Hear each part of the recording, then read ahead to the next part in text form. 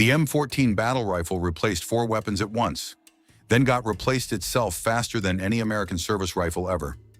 Some call it the shortest-lived mistake in U.S. military history, but the rifle never stopped working. The war just stopped fitting. And what is the difference between a bad gun and a bad decision? That is where this story gets real.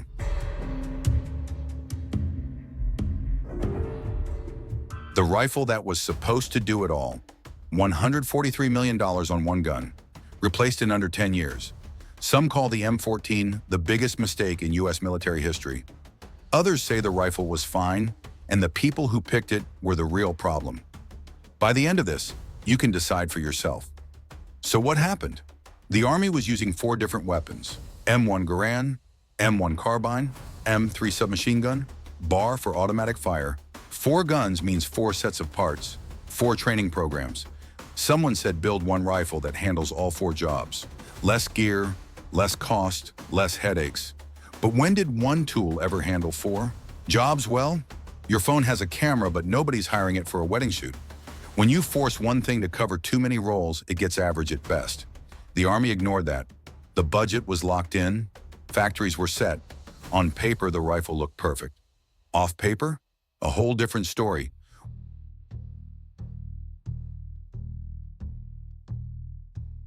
Why the Army fell for the M14. So fast new guns usually scare generals. Not this one. It came from the same family as the M1 Garand. Soldiers already loved the Garand, so the M14 felt safe from the jump. Same feeling, same balance. Just upgraded with a 20-round magazine and the new 7.62 NATO cartridge. No confusion, no fear. Just a better version of something familiar. For the guys making big calls, that is gold. And there was a political bonus too. NATO countries were all agreeing on the same ammo type. So picking the M14 kept allies happy and supply lines clean. Military win plus political win in one purchase. Good luck killing a project with that much backing. Production started in 1959. Marines had fully switched by late 1961. Fast, dangerously fast. No serious testing in bad weather. No real feedback from soldiers in rough terrain. Just speed, momentum, and zero caution. Deep inside the rifle was a flaw that would undo all of it. The fatal problem no one solved in time. 2 firing modes. Semi-auto for aimed shots, full auto for rapid fire. Having both in one rifle should be a cheat code. Should be. It was not. Full auto with a 7.62 NATO round is rough. The bullet hits hard. The kick is violent. At 700 to 750 rounds a minute from a gun weighing just 9.2 pounds, the barrel jumps. Shots scatter. Your shoulder gets hammered. Even trained guys struggled to keep it on target. Army reports later called the full auto control inadequate. Their word, not mine. Now connect the dots. The whole reason this rifle existed was to replace 4 weapons. One of those jobs was automatic fire. If it cannot do that job, the entire pitch falls apart. Millions spent on a gun that fails at one of its core promises. People in the program saw the test data early. The numbers were bad, but contracts were already signed. Jobs were on the line. So nobody spoke up. They shipped it, and it landed straight in the worst place possible. The M14 looked perfect until the war changed open field. Enemy at 400 yards, clean sightline. Time to aim. That is the fight the M14 owned. At 44.3 inches long with serious stopping power, it crushed that scenario. Vietnam was the opposite of that scenario. The jungle canopy blocked the sky. Contact distances dropped under 50 meters, sometimes 30 feet. Ambushes lasted seconds. You did not aim carefully. You reacted or you got hit. A 44-inch rifle in that setting is a problem. It catches on branches, snags on vines, feels heavy and slow when you need to spin fast. The gun's biggest strength, its range, meant nothing when you could not see past the next tree. And the M14 was not garbage. That made it worse. Garbage gets replaced quickly. A gun with real strengths in the wrong situation gets defended. Officers pointed at its accuracy, its power at range. All true, all useless in a jungle fight at arm's length. Nobody was ready for what the climate would do on top of all this. Vietnam exposed the rifle's biggest weakness, walnut wood stocks. First batch shipped with them, beautiful to look at, awful for a tropical war zone. Wood swells in moisture. Vietnam has moisture everywhere all the time. Soldiers reported that after heavy rain, the stock puffed up so bad they could not reassemble the rifle after cleaning. Main weapon, active combat, will not go back together because it rained, in a country where it rains nearly every day. The Army rolled out plastic stocks later, months later. While soldiers waited, they were carrying a rifle loaded at 10.7 pounds with ammo heavier than smaller options. Each 7.62 round weighed more, so you carry fewer of them. That means less firepower when a fight drags on. And the weight was only part of it. The length made jungle movement awkward. The recoil made full auto a waste. The wood fought the weather. Nothing worked together. It was not one big flaw. It was a pile of small ones hitting at the same time with no fix in sight. Trust was draining, fast, and what showed up next made it drain even faster.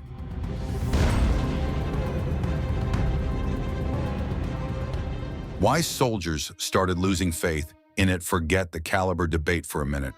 Big bullet versus small bullet gets all the attention. The real issue was simpler than that.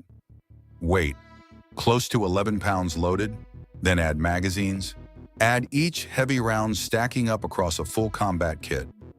Now walk with all of that for 6 hours through 100-degree heat in full gear. Your legs shake, your back screams, your hands stop being steady. A tired soldier aims worse, reacts slower, make bad calls. You need firepower, yes, but you also need a body that still works when the shooting starts. That is what was breaking down, not the rifle's mechanics. The soldiers carried it. The M14 was wearing guys out before contact happened. By the time a fight kicked off, troops were running on empty. Ammo count is lower than it should be.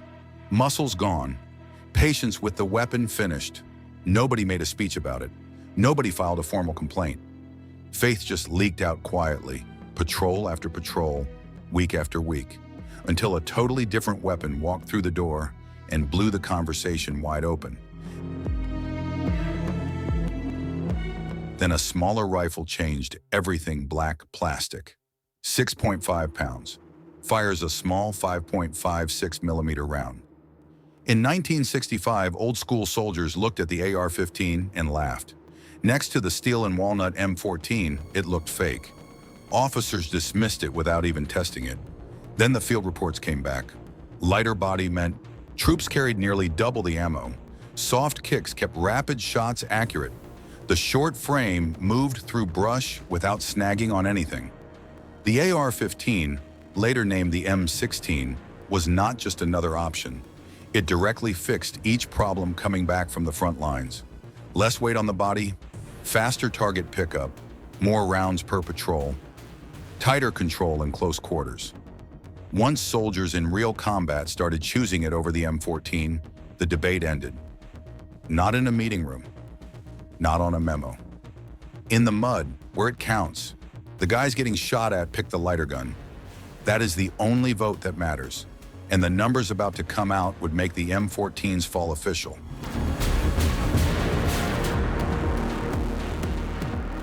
How the M14 lost its job almost overnight. Watch these dates. They tell the story better than any opinion can. Standardized in 1957. First rifles delivered in 1959. 5 years later, in 1964, Defense Secretary Robert McNamara ordered the M16 as replacement. By late 1967, the M16 went Standard A. The M14 dropped to limited standard. From top of the line to backup in less than a decade, 1.38 million rifles were built, about $104 each. Total price around $143 million in 1960s dollars. Adjust for inflation. That crosses $1 billion today. All of that for a rifle that held the top job for 8 years. Just 8. The M1 Garand lasted over 20. The M16 family is still going after nearly 60. The M14 barely had time to get scratched up before it was done. Some units held on to M14 through 1970, training bases, European posts. But the main chapter was finished. Shortest life of any standard U.S. service rifle in modern history. And if this were any normal weapon, the story would stop right there. But the M14 is not a normal weapon.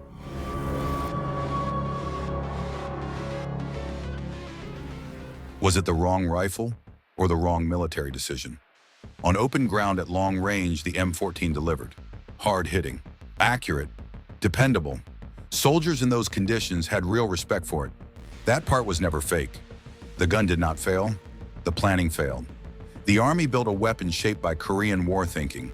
Long distances, wide open terrain, then sent it into a close-range jungle war that needed lightweight and speed above all else. Two completely different fights. One weapon forced into both. That never works in any field, for any product. That is not a rifle problem. That is a decision-maker problem. And it keeps repeating because the people who make these calls never carry the gear themselves. The M14 was good at what it was designed for. It was just never designed for what it got sent into. And that gap between design and reality cost over $1 billion and years of pain for the soldiers stuck in the middle of it.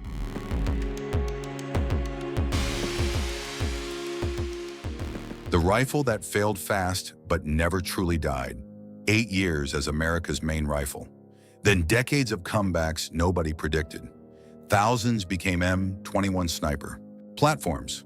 Others got picked for long-distance marksman roles. Competition shooters grabbed variants. Ceremonial units still carry them today. The biggest comeback? Iraq and Afghanistan. Open desert. Fights past 500 meters. That heavy 7.62 round went from a burden to an advantage overnight. Soldiers who never trained on the M14 started requesting it by name. A weapon benched in the jungle became the one troops wanted in the sand. So was the M14 the shortest-lived mistake in U.S. military history? Depends on where you put the blame. If you blame the rifle, then yes, clear failure. Shortest-lived standard service rifle ever. But if you blame the people who forced it into a job it was never built for, then the M14 was not the mistake. The decision was. And that is scarier, because bad rifles get replaced. Bad thinking keeps coming back. So you tell me, was the M14 the mistake, or were the people behind it? So who was the real mistake here? The rifle or the people who picked it? Tell me below, and tap the next video right now. Trust me, that story hits even harder.